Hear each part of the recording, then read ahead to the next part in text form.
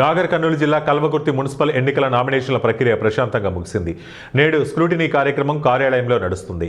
కల్వకుర్తిలో నామినేషన్లకు సంబంధించిన దస్త్రాలను పరిశీలించిన special deputy collector, land pooling scheme HMDA అధికారిని రాజ్యలక్ష్మి కల్వకుర్తి మున్సిపల్ కార్యాలయాన్ని పరిశీలన చేసిన అనంతరం అధికారికి కమిషనర్ మహమ్మద్ షేక్ వివరిస్తూ చివరి రోజు 81 నామినేషన్లు దాఖలయ్యాయని, మొత్తం 108 మంది అభ్యర్థులు 152 నామినేషన్లు దాఖలు చేశారని తెలిపారు.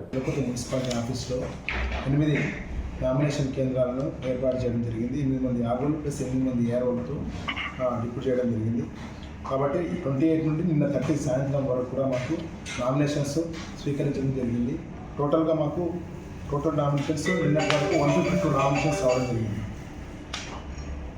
టోటల్ నామినేషన్స్ 152లో బీజేపీ నుంచి 39, BSP 1, Indian national Congress 50, AIMIM 3 వచ్చాయి, BRS 40, other national parties like CPI లాంటివి 2 వచ్చాయి, ఇండిపెండెన్స్ 17. టోటల్ 152 నామినేషన్స్ రావడం జరిగింది. ఆ నామినేషన్స్ యొక్క స్క్రూటినీ కూడా ఈరోజు ఆఫీస్లో ఆర్ఓ సెంటర్స్లో ఆల్రెడీ నడుస్తుంది. ఈరోజు మన స్టేట్ నుండి కూడా మన జిల్లా అబ్జర్వర్ మేడం కూడా, రాజలక్ష్మి మేడం గారు కూడా రావడం జరిగింది, వచ్చి ఇన్స్పెక్ట్ చేయడం జరిగింది.